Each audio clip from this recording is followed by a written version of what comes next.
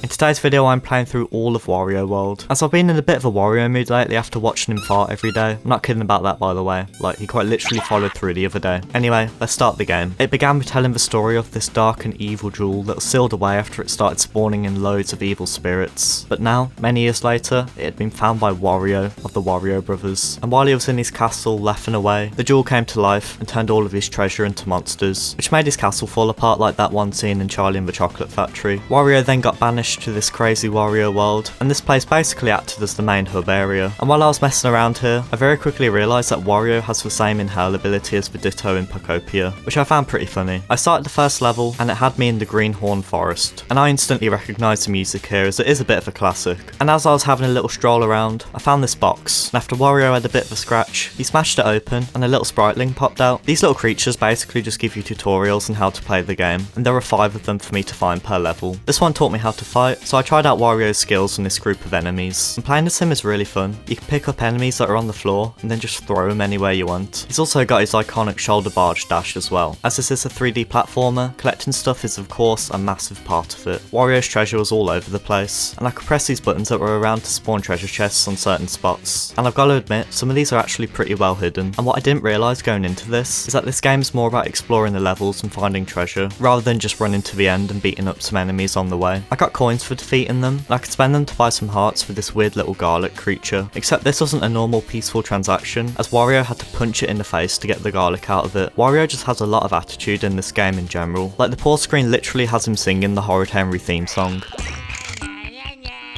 Speaking of Wario though, I really enjoyed finding out that a lot of his iconic lines come from this game, with "Have a rotten day" definitely being one of my favourites. I'll tell you what else is rotten. One part of this game that really surprised me though was what happened when I fell off this cliff. As Wario just got sent to the Shadow Realm or something, I thought I'd just respawn at the top or something like that, but clearly the game thought that Wario deserved to go to hell. This place is apparently called Unicorn's Lair, and I had to smash up these boxes while avoiding the ghosts to try and find the one that had the exit spring inside of it. There's a boss at the end of each level, and to fight them, I had to collect a certain amount of red jewels. I found the red, yeah!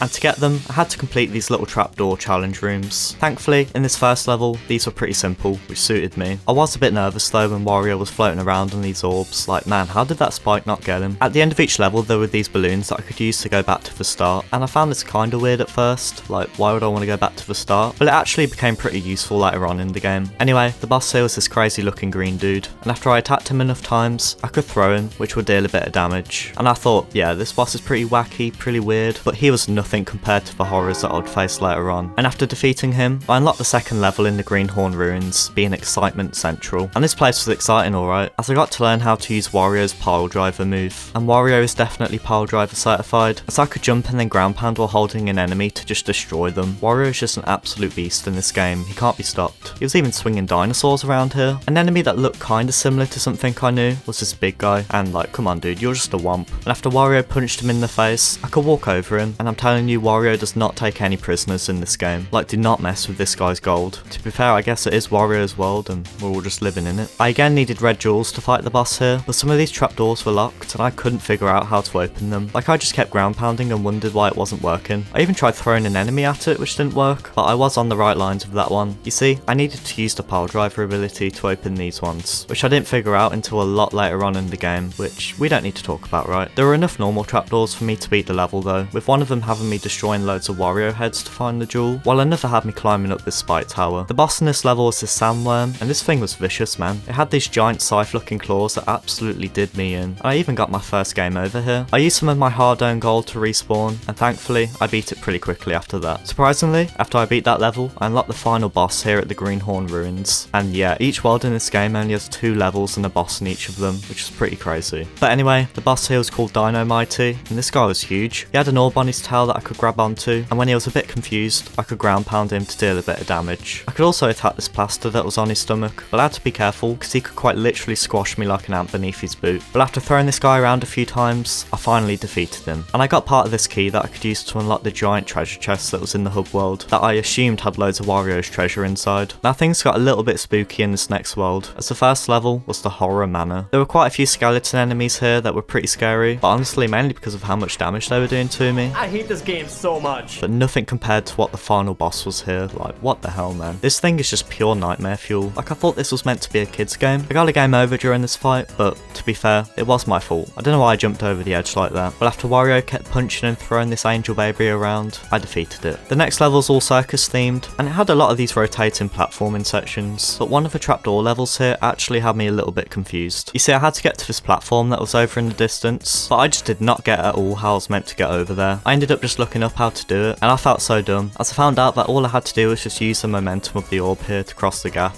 Yeah, that wasn't one of my proudest moments during this playthrough, but anyway, let's move on. The boss here was this weird clown elf on the shelf looking guy, but after fighting that last boss, I wasn't fazed by it. Though there was also this sun and moon thing in the background that kept watching me, which was a bit unsettling, but after Wario did his classic punch and throw combo a few times, I managed to defeat it. This meant that it was now time for me to fight the World 2 boss, which I actually found pretty difficult. It was this two-headed eel thing, and I had no idea what I was meant to do at first. I was attacking them, but nothing much was happening, though I eventually figured out how to beat it. I just had to knock one out, then bait the other one into breathing fire on itself, I guess, which would do a bit of damage to them. I ended up getting a game over during this fight, and at this point in the game, I was pretty sick of only having 4 hearts. I thought I'd just randomly find some health upgrades during the levels, but I was now almost halfway through the game, and I still hadn't found any. And after I beat that eel boss, I miserably failed at fighting this mini boss in the first level of World 3, so I decided to go back and get all of the treasures in the previous levels to hopefully get a little bit of health. I wasn't expecting to 100% this game going into it, but I actually really enjoyed doing it. Most of the treasures weren't too hard to find once I had a proper look around the level, and as I collected all of the treasures in these levels, I also unlocked these little WarioWare micro games, but unfortunately, I couldn't play any of them, as this is an old Game Boy link cable feature, so yeah. Rest in peace my dreams of playing WarioWare in this, but I could play it on Switch Online, so definitely let me know in the comments if you'd be interested in watching that, as I've never actually played the Game Boy one. But to upgrade my health, I simply just had to collect 8 of these gold statue pieces in each level, which would get me half a heart. So now that I had 2 new fresh heart containers, I went back to World 3 and I had another go at the first level here. It was all winter and Christmas themed, which was pretty nice, and I tried to find as many of the collectibles here as I could, to hopefully save a little bit of time later. I was climbing Christmas trees, going down chimneys. I was desperate to find that treasure, but I genuinely could not figure out how to beat this mini boss here though. But after doing a little bit of googling, I found out that I had to do the pile driver move with it to hit the boss's light bulb looking thing, which made sense I guess. But it was so annoying when I fell off the cliff trying to do it, like of course that would happen to me. Anyway, after defeating that thing, I went through this ice cave, and as I was going down some of these slides, I missed some treasures, and they were kinda mean with these ones, as I unfortunately couldn't just walk up the slides, so I'd have to replay a bit of the level to have another go at getting them. So yeah, I had that to look forward to, which was pretty nice. The boss here was also just really scary, like why has it gotta have a realistic face? I'm officially freaked out now. And to beat it, I had to throw the bombs that dropped into these lava pits to try and hit it with the lava, which would then let me throw it, and it was pretty funny when it ran around on its little legs, but also kinda creepy, I'm not gonna lie. But what definitely wasn't funny was when its eyes turned red and then filled Wario up with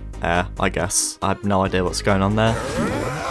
But even with those extra hearts, I still took quite a bit of damage, which meant that Wario had to open up his wallet a bit to pay for a revive. I felt a bit bad about spending coins on this, but to be fair, I didn't find anything else I could spend my coins on. And after I defeated that boss, I started the next level, and surprisingly, it was another forest themed one. And this one was pretty cool as it had me climbing up this giant beanstalk. Hi little plant. And there were also these magnet creatures that I could throw into the wall to help me climb up. But really, this level didn't really have anything too crazy going on. The trapdoor levels were starting to get a little bit more tricky though. This one in particular reminded me of the sandbird from Mario Sunshine. But other than that, the level wasn't too hard. And to beat the giant spider boss here, I simply just had to ground pound after grabbing onto one of its webs. After I beat that level, I decided to go back to the snow one and get all of the collectibles. And man, that slide one was a bit of a pain to get. I tried to line Wario up to get it, but I just kept missing it. Thankfully the balloon here made it so that I didn't have to replay the start of the level again every time I failed. And after I took a bit of a break from the game, I actually got it on my first try coming back to it, which was pretty crazy. This got me another piece of heart, so I wasn't worried at all about this next boss fight, and all I had to do was ground pound the floor after he charged around a bit to knock him into the lava. And yeah, this guy didn't really stand a chance against Wario's pure strength and power. He was strutting and spinning around, but Wario just easily avoided him. He then proceeded to blow up, and I'd now unlocked the final world in the game. And the first level was at the Mirror Mansion, and that name was definitely appropriate, as during bits of it, I had to use a mirror to see where I was. This level just tried to screw with my head. One of the trapdoor levels here genuinely made me feel sick to my freaking stomach. You know what, I don't want to look at this anymore. Let's move on. man. The unicorn lair area was a bit more difficult here as well, but I suppose this was just a skill issue. I shouldn't have been falling off like that. Overall, this level was just full of trickery, but the boss here was surprisingly easy, as all I had to do was remember which magic cup he was under. I managed to guess right each time, and after defeating him, I moved on to the final level in the game. This one took place in a desert and basically had me climbing up this pyramid, and I definitely enjoyed this level more than the last one, but one of the trapdoor levels here genuinely made me feel like an idiot. I just had no idea what to do. It had these blocks that I could punch to make them move around, and I needed to use them to reach this red jewel, but I could not figure out what to do. Like, it felt like I was trying everything, so I resorted to just looking up how to do it, and apparently I had to put one block above another one and then ground pound to send it up,